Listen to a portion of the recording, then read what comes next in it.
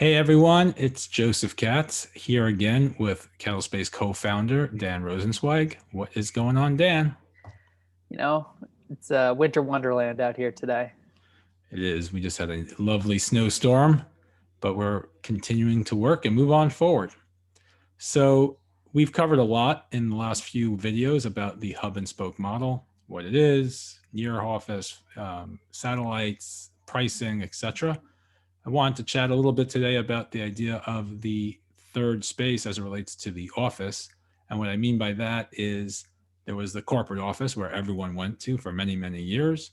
And then over the last, I don't know, dozen, 2 dozen years, some companies have offered flexible work or work from home options, but it hasn't been the mainstream.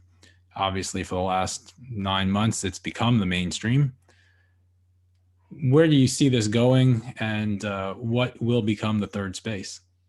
Absolutely. So thanks for bringing it up. I think it's a more valid point today than it ever has been. I like to think of the third space as a space that isn't your home, that isn't your office, where you would be comfortable hosting a meeting, more realistically than anything. So it feels like home. Feel like you have your own sovereignty. You have peace of mind. You're holding court in much the same way that you would whether hosting at home or conducting your business in the office.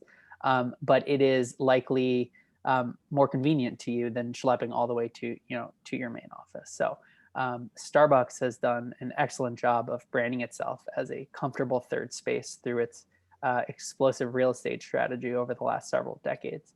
And it's a place where you feel comfortable. You can grab your cup of Joe, sit down, meet friends, read a book, get work done, do what you got to do. And I think that in a post-COVID world, I think that methodology of having a space that isn't the office, that isn't your home, where you can take client meetings and you can still be productive without the distractions that exist in those other spaces, is going to make it a popular location for people to get stuff done.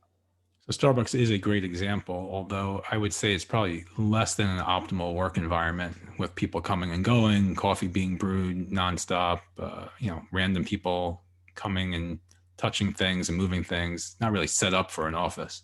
Yeah, I would say that the coffee shop or the cafe concept has for a long time, stretching back into the Renaissance, and been a popular location for the exchange of ideas, where people are comfortable conversing with one another. Over time, the utility of Starbucks itself has evolved. It's not necessarily the most productive environment. The Wi-Fi can be fickle. The restrooms, tough to access.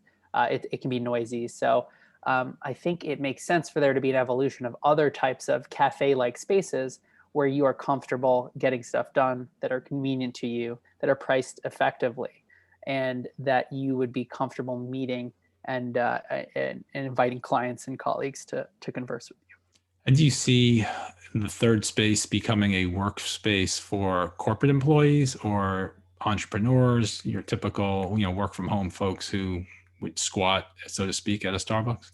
Yeah, I would say it'll be a little bit of both. I think we've been discussing the hub and spoke model. I think effectively what a spoke is a third space, right? It's a space that isn't the headquarters, that isn't your home, where you can feel as productive as you would in any other space, right? So you can find that flow state. And I think there are a number of types of spaces that can provide this. I think the KettleSpace platform's goal is to enable you to access these spaces as quickly as and price effectively as you possibly can. But they can be found in restaurants, they can be found in hotels, they can be found in other underutilized high quality spaces, both in your community and located between where you are and where your office is. I think one of the downsides companies and workers in general have realized is working at home is not always as great as it was thought to be, right? You have kids, you have noise from outside, you have lack of space, internet problems, what have you. So, Yeah. do you see potentially the third space becoming a part of a corporate benefits package where you can work in our spokes, so to speak? Yeah, for sure. I mean, I would say our goal is to enable individuals and team members to have as much freedom and sovereignty to get their work done how and when they see fit, right? As long as it works for the broader organization's goals.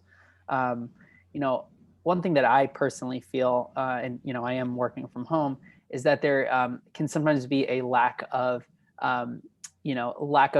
separation between the workspace and the comfort, the comfort of the home space.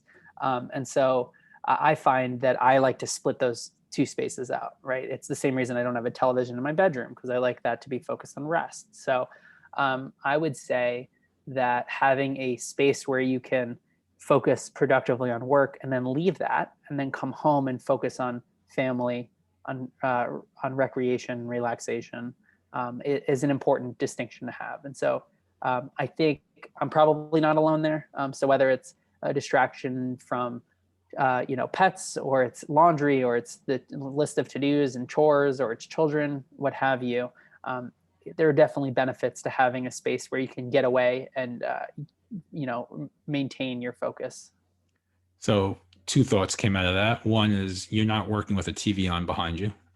I'm not. No, I need as much silence as I can to stay focused.